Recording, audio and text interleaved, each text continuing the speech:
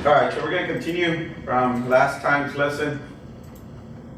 All right.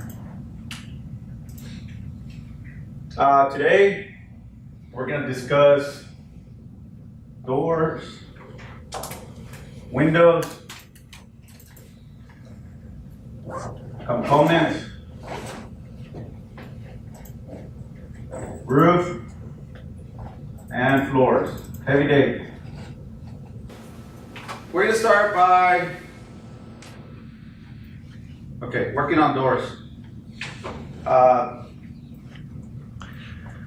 As you see, doors is the second tool on the ribbon right after walls. So the very first thing you do, of course, is make your walls. Second thing you want to do is add your doors. So to activate the command, click on the icon. All right. Now, depending on what template you loaded, you might have doors that are already in here. In this case, this template only has a generic single flush door. Now, no big deal. We can use this and accomplish what we have to. But I'm going to walk you through how to bring in doors. Okay, so as part of today's lesson, we're going to learn how to bring doors in that are not in our template. So we're going to go to Load Family, right from the ribbon. You activate the command, automatically you'll have this in your ribbon. So we're going to go to Load Family. This is our library. This is a Revit library. These are all the folders with stuff in there that we can use for Revit. What folder do you think we're going to go to?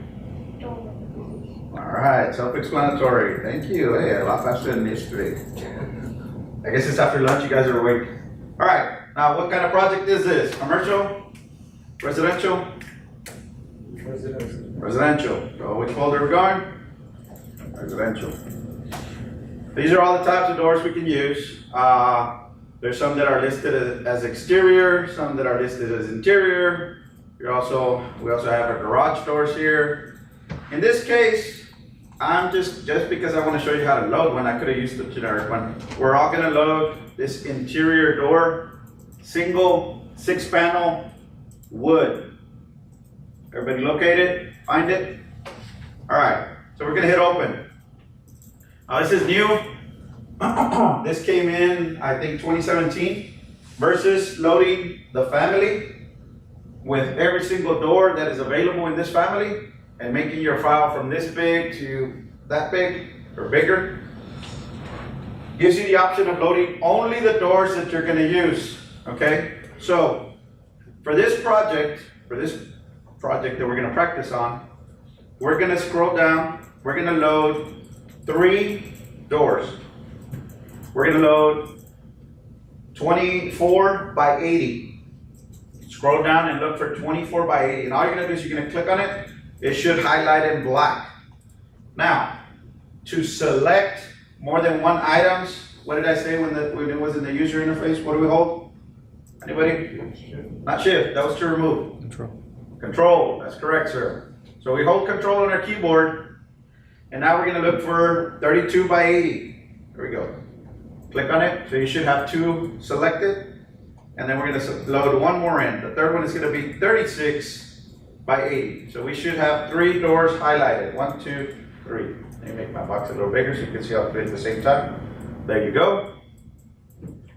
With all 3 doors selected, we're going to click OK. All right. It's going to take a little bit of time, almost instantly. Now, we go back to the project and we're still, the command is still active.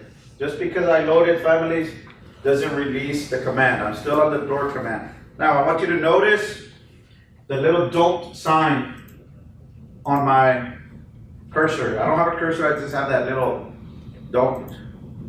Okay, so there's 2 types of families. There's a standard family, or standalone, I'm sorry. The term is standalone family.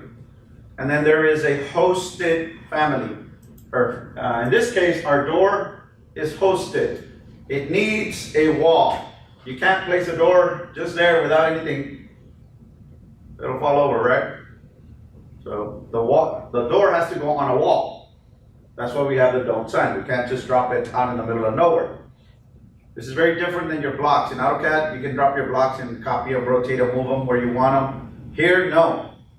This is a hosted family. It's like a parasite. It needs a host to live. Can't live without a host. Same thing here, okay? Now, the other thing you want to notice is, right now we have to check our properties box up here. We're on the 24 by 80. That's probably not the size we're going to use for our front door, so we're going to change that.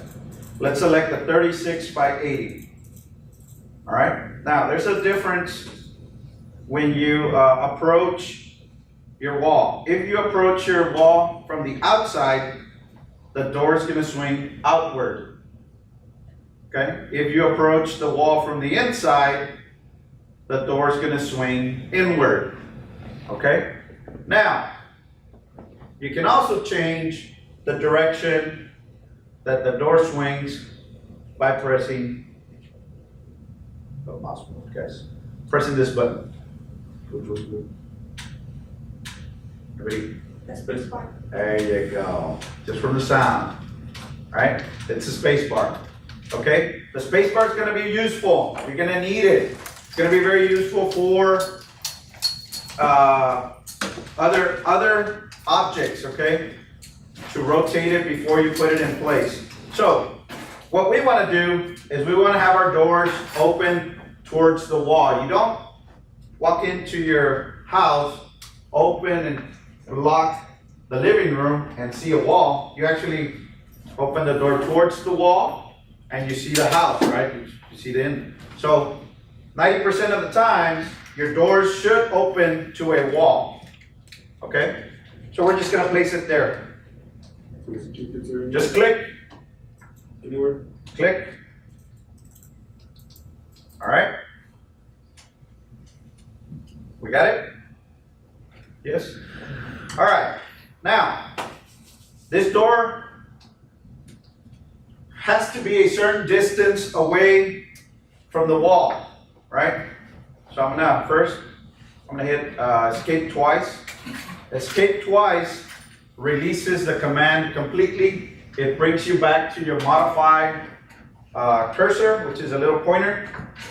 All right, so escape twice. And since I'm here, I guess I didn't do it on mine, and I don't remember if I covered it, so I'm just gonna cover it again or say it again.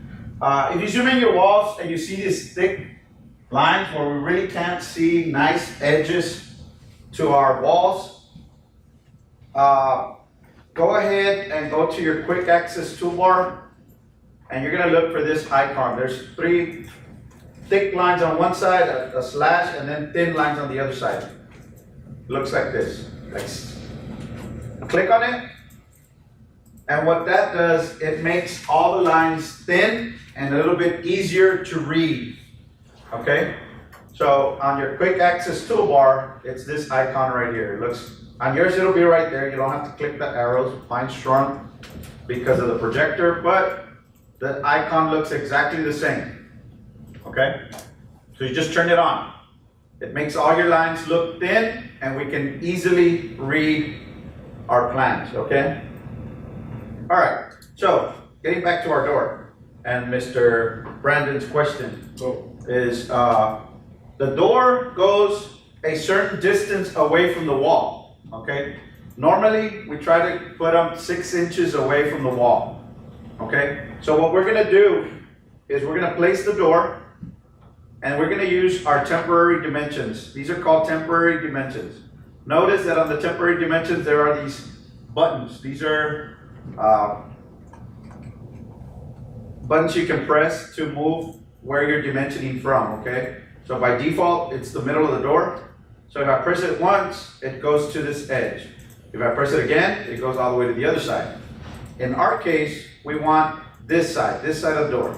So I'm gonna tell the computer the distance I want from the edge of this door to the edge of this wall. Now the temporary dimension is in the middle of the wall, but it also has that grip point. So I'm gonna click it. Now it's on the inside of the room. No. I want the other wall, the one closest to my door. Okay, so now, if I look at the temporary dimension, it's measuring from the edge of the wall to the edge of the door. That's exactly what I want.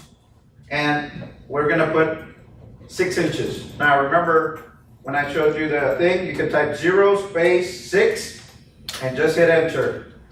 It's a lot faster than 6 and then trying to hold shift and press the inches or anything. If you get into that habit of using the space bar to distinguish feet and inches, it's just gonna make you a better designer, drafter.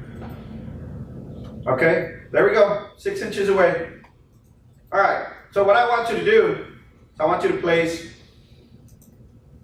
the 32 doors right here.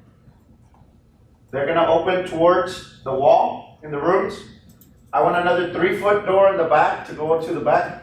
And then I want the 24-inch door here opening towards the wall. So go ahead and do that. They're all 6 inches, sir? They will all be 6 inches away from the wall. Yes, sir.